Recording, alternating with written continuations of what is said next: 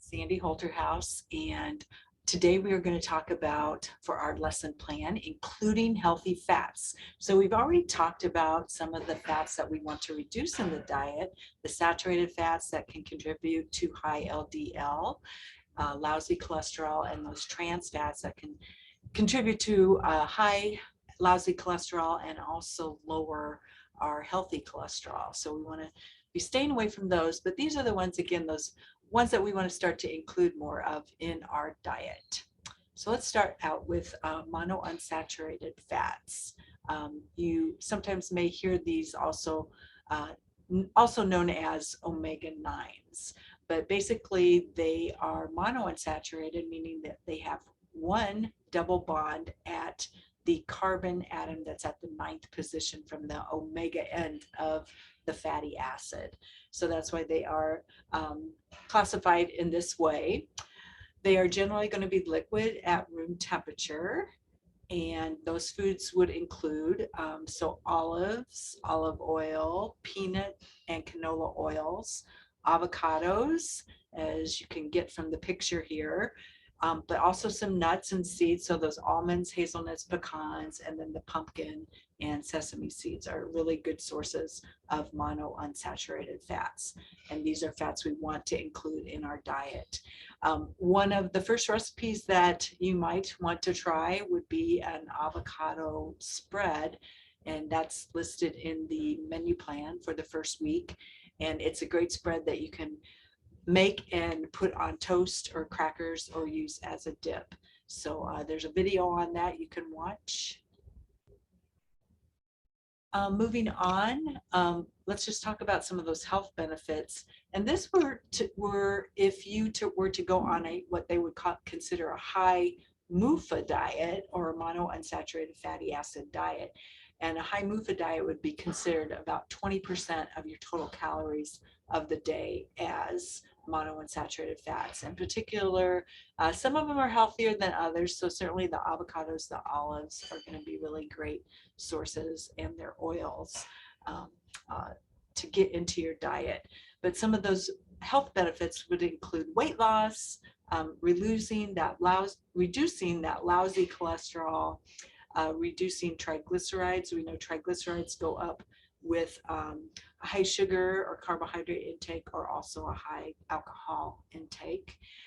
Can also help lower blood pressure, may be preventative against prostate and breast cancer. They're still doing more research on that, but early indications are that they may help. Insulin sensitivity, so certainly something that we're discussing here when we're talking about diabetes. It can help you to increase that insulin sensitivity. It can help decrease inflammation, and we know that by the inflammatory marker, that general one, the CRP, or the C-reactive protein, can go down with adding high amounts of monounsaturated fats to your diet. So the benefit, we see it when you reduce the amount of carb and the amount of saturated fats that you're taking into your diet, and replacing them with these MUFAs in your diet. So moving on, let's talk about polyunsaturated fats. So as monounsaturated had one double bond, your polyunsaturated fats are going to have two or more double bonds depending on the fatty acid. And again, they are liquid at room temperature. They are essential fatty acids, meaning that we need to incorporate them into the diet. And the ones you hear the most frequently about are going to be your omega-3s and your omega-6s. Omega-3s are those super heart healthy ones that help reduce inflammation. So getting those fatty fish in your diet are really important. In our menu plans, there's several different types of fish included in the menu plans for you to try. And also you can get omega-3s from walnuts. They're a great source, as well as some of the oiled seeds. So the hemp seeds, the flax seeds, the chia seeds, those are great sources. If you don't like fish, I would really encourage you to try some of the fatty fish. I've got some fairly simple recipes out there that are for kind of beginners that are trying to start to incorporate some fish in your diet. So don't give up on eating fish. Um, but if you absolutely need a supplement, that can be another thing that you could do, is try some omega-3 supplements in the diet. They do recommend you get at least 2 servings, about 4 ounces each of those fatty fish during the week. Omega-6s, those are going to be found in our safflower oil, sunflower oil, corn oils, soybean oils, also in the sunflower seeds. Walnuts contain some, as well as pumpkin seeds contain some of those omega-6s as well. So in general, in our kind of our SAD or standard American diet, we are receiving about 10 times the amount of omega-6 to omega-3 in the diet. And it didn't used to be this way until we had more processed foods available to us. So if you look at a lot of the packaged foods, they are going to contain those omega-6 oils in them. And so they really recommend that you try to reduce that ratio to about 1 to 1 to 1 to 4. So about 1 part of your omega-3 to only about 1 to up to 4 parts of omega-6s. And I'll show you a chart here on that here in a moment. So the health benefits of the PUFAs, or the polyunsaturated fatty acids, are going to be helping to reduce that risk of heart disease again, lowering the LDL cholesterol, that lousy cholesterol, raising the HDL, the healthy cholesterol, and then again, decreasing risk of some types of cancer. And again, as I mentioned, many of these oils are found in our processed foods. So you might find sunflower or safflower or corn oil in our crackers, our chips, fried foods, and some of those baked goods that you would buy off the shelf. So we want to, again, try to reduce the amount of that, the omega-6s, to bring that back into a healthier ratio with the omega-3s that you're eating and including in your diet. So just one last slide here for this lesson. What would a healthy fat dietary intake profile look like? And so I just worked one out based on a 2,000 calorie diet a day, and assuming a 30 to 45% fat intake, which is a similar fat intake to what you would take in on a Mediterranean diet.